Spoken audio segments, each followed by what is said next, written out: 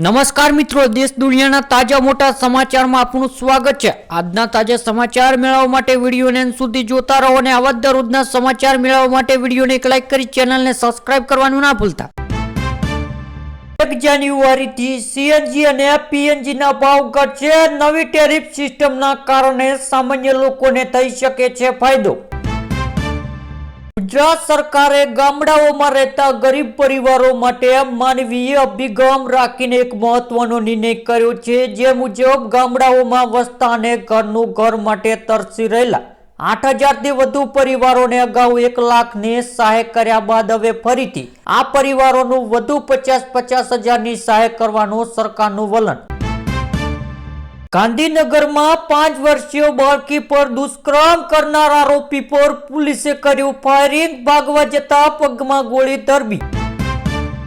રાજકોટની શાળાના પ્રવાસમાં ગંભીર બેદરકારી, સાસણના રિસોર્ટમાં ધોરણ 8ના વિદ્યાર્થીનું સ્વિમિંગ પુલમાં ડૂબી જતા મોત।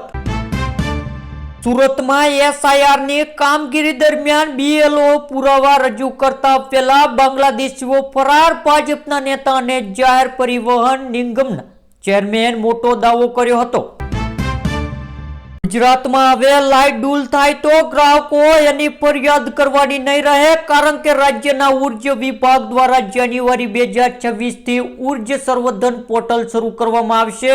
આ પોર્ટલની મદદથી કોઈ પણ જગ્યાએ વીજ પુરવઠો બંધ થશે કે વોલ્ટેજ ફ્લ્યુએશન થશે તો એની આ પોર્ટલ તરત જ ફોલ્ટ પકડી પાડશે। જામનગર જિલ્લાના કોંગ્રેસ દ્વારા ભાજપ સામે વિરોધ પ્રદર્શન અને રેલીમાં કુલ 14 કાર્યકરોની અટકાયત કરાઈ। ભાવનગરમાં રખડતા ઢોરના કારણે 21 વર્ષના જુવાન ધોધ દીકરાનું કરુણ મોત। તંત્ર એક જ સવાલ, આખરે ક્યાં સુધી રસ્તા પર રખડતા ઢોરનો ત્રાસ રહેશે અને ક્યાં સુધી કોઈના પરિવારના સભ્યો મોતને ભેટશે? ત્યારબાદ મિત્રો, કેન્દ્ર સરકારે શુક્રવારે રાજ્યસભામાં જણાવ્યું છે કે છેલ્લા 5 વર્ષમાં મહાત્મા ગાંધી રાષ્ટ્રીય ગ્રામ રોજગારી ગેરંટી યોજનામાં મનરેગા હેઠળ દેશભરમાં 4.43 કરોડ જોબ કાર્ડ રદ કરવામાં આવ્યા છે। તેમાંથી સૌથી વધુ બિહારમાં 1.4 કરોડ કાર્ડ ડિલીટ કર્યા છે। રાજ્યોમાં સૌથી વધુ જોબ કાર્ડ ઓડિશા, મધ્યપ્રદેશ, પશ્ચિમ બંગાળ અને રાજસ્થાનનો સમાવેશ થાય છે। ગ્રાન્ટ ઇન યર્ડ શાળાઓ માટે કડક નિયમ, હાજરી ઓછી હશે તો 100% ગ્રાન્ટ કપાશે। ગ્રામમાં 40% તો શહેરમાં 60%નું ધોરણ નક્કી કરાયું। ગુજરાત પોલીસમાં મોટો ફેરફાર, 68 પીઆઈ અને ડીએસપી તરીકે બઢતી, 7 ડીએસપીને બદલીનો ગૃહ વિભાગે કર્યો હુકમ। અમદાવાદ પાલડીમાં રસ્તા વચ્ચે મહિલાને લાફો મારનાર head constable suspend, video viral થયા બાદ કાર્યવાહી। અમદાવાદ બાદ સુરતમાં પોલીસને ગેરવર્તન જોવા મળ્યો। દુકાનમાં ઘૂસીને દુકાનદાર પર કરી દાદાગીરી, વિડીયો થયો વાયરલ। ગુજરાત પ્રદેશ ભારતીય કિસાન સંઘની વિશેષ બેઠક યોજાઈ, જેમાં રાજ્યના તમામ ખેડૂતોએ પડતી મુશ્કેલીઓ પર ચર્ચા કરાઈ। બેઠકમાં સ્પષ્ટ કરવામાં આવ્યું છે કે સરકાર તરફથી પૂરતી સહાય અને સમયસર નિર્ણય ન મળતા આજે ગુજરાતનો ખેડૂત ગંભીર મુશ્કેલીમાં છે।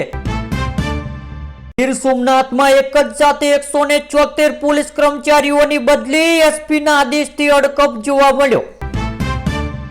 આણંદ જિલ્લાના તારપુરા તાલુકાના ગ્રામજનોની લાગણીને ધ્યાનમાં લઈને મુખ્યમંત્રી ભૂપેન્દ્ર પટેલે મહત્વનો નિર્ણય લીધો। 110 કરોડના ખર્ચે સાબરમતી નદી પર વધુ એક બ્રિજ બનશે। વર્ષાની માગણી બાદ આખરે પ્રોજેક્ટ મંજૂર।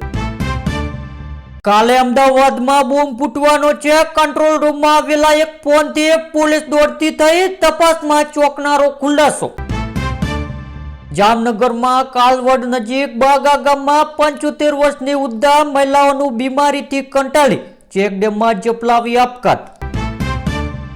એસઆઈઆર અપડેટમાં અમદાવાદમાં 700થી વધુ અધિકારીને મતદારોની notice, appeal સુનાવણીનો order. Bagodara ધતુકા highway પર રિક્ષા પાછળ કાર ઘૂસી જતા મહિલાનું મોત, બાળકો સહિત 8ને ઇજાગ્રસ્ત।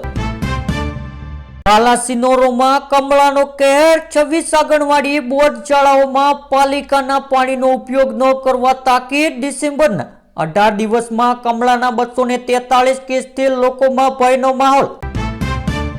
સમગ્ર ગુજરાતમાં શિક્ષક બનવા માટે જરૂરી શહેરમાં 147 કેન્દ્રો પર 30,475 ઉમેદવારો આજે ટેટ પરીક્ષા આપશે। ઉત્તરાયણ આવતા ચાઇનીઝ દોરીનો વેચાણ ચાલુ। ચાઇનીઝ દોરીના 662 રીલોનો જથ્થો પકડાયો। સોનિયા ગાંધી બોલ્યા, સરકારે મનરેગા પર ફૂલ રિઝલ્ટ ચલાવ્યો। કોને કેટલા ક્યાં અને કઈ રીતે રોજગાર મળશે તે જમીનની હકીકતથી નહીં, દિલ્હીથી નક્કી થશે। કેન્દ્ર સરકાર દ્વારા મનરેગા યોજનાનું નામ બદલીને જી કરવાનો નિર્ણય સામે વિપક્ષી દળોમાં રોષ જોવા મળી રહ્યો છે। આ વિવાદ વચ્ચે પશ્ચિમ બંગાળના મુખ્યમંત્રી મમતા બેનર્જીએ વળતો પ્રહાર કરતા પોતાની રાજ્ય સરકારની જોબ ગેરંટી યોજનામાં કમિશનરનું નામ બદલીને હવે મહાત્મા શ્રી કરી દીધું। ભારતમાં 4,000 કરોડના ખર્ચે વાંસની ડિઝાઇન અને કુલ જેવા થાંભલાનો પ્રથમ પ્રાકૃતિક ધીમવાળું એરપોર્ટ તૈયાર। પીએમ મોદીએ આસમાનમાં લગભગ 15,600 કરોડના વિકાસ પ્રોજેક્ટનું પણ અનાવરણ કર્યું। બાંગ્લાદેશમાં હિન્દુ યુવકની હત્યા બાદ તાબડતોબ એક્શન, 7 આરોપીની ધરપકડ કરવામાં આવી।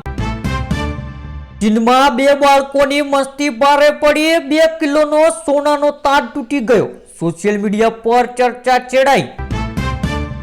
1 જાન્યુઆરી 2026ના રોજ એલપીજી સિલિન્ડર કિંમતો અંગે મોટી જાહેરાત થઈ શકે છે। સરકાર તેલ કંપનીઓ દર મહિને 1લી તારીખ ગેસ સિલિન્ડર ભાવની સમીક્ષા કરે છે, એટલે કે વધઘટ કરે છે। એવું માનવામાં આવે છે કે આ વખત માત્ર કોમર્શિયલ સિલિન્ડર જ નહીં પરંતુ રસોડામાં વપરાતા 14.2 કિલો કરેલું સિલિન્ડર ભાવમાં પણ ઘટાડો કરવામાં આવશે। નોંધનીય છે કે માર્ચ 2024 પછી કરેલું ગેસના ભાવમાં કોઈ ફેરફાર થયો જ નથી। પીએમ આવાસ યોજના અરજી કરવાની છેલ્લી તારીખ। જે લોકો પોતાનું ઘર બનાવવા માટે પ્રધાનમંત્રી આવાસ યોજના હેઠળ ₹2.5 લાખ સુધીની સરકારી સહાય મેળવવા માંગે છે તેમના માટે અરજી કરવાની તારીખ લંબાવવામાં આવી છે। આ યોજના અરજી કરવાની અંતિમ તારીખ 31 ડિસેમ્બર 2025 છે। આ માટે જરૂરી દસ્તાવેજ આધાર કાર્ડ, આવકનું પ્રમાણપત્ર અને નિવાસ પ્રમાણપત્રનો સમાવેશ થાય છે। રાજ્યના દરેક નાગરિકોને રાસાયણિક ખાતર તેમજ જંતુનાશક દવાનો ઉપયોગ કર્યા વિના ઉત્પાદિત કરેલા શાકભાજી પાકો સરળતાથી મળી રહે તે માટે શાકભાજી પાકો પ્રાકૃતિક કૃષિ પોષણ આપવાની યોજના અમલ મૂકવામાં આવી છે। આ યોજના હેઠળ શાકભાજીની ખેતી પ્રાકૃતિક ખેતી પદ્ધતિ કરતા હોય તેવા ખેડૂતોને બિયારણ, પ્રાકૃતિક ઇનપુટ ખેતી ખર્ચ તથા શાકભાજીની પ્રાકૃતિક ખેતીને પોષણ મળે તે માટે 20,000 પ્રતિ હેક્ટર સહાય આપવામાં આવશે। આ યોજના અમલકરણ માટે રાજ્ય સરકાર દ્વારા અંદાજપત્રમાં 1 લાખની રકમ ફાળવવામાં આવી છે। ઝારખંડમાં ખેડૂતોને 2 લાખ રૂપિયા સુધીની લોન માફ કરવામાં આવશે। આ માટે સરકાર તમામ બેંકોને દરખાસ્ત રજૂ કરવાનું કહ્યું છે। આ માહિતી ઝારખંડના કૃષિ, પશુપાલન અને સહાય મંત્રી બદલે આપી છે। તેમણે કહ્યું છે કે 31 માર્ચ 2020 સુધી જે ખેડૂતોએ 50,000 રૂપિયાથી લઈને 2 લાખ રૂપિયા સુધીની લોન લીધેલી છે તેમને વન ટાઈમ સેટલમેન્ટ દ્વારા માફ કરવામાં આવશે।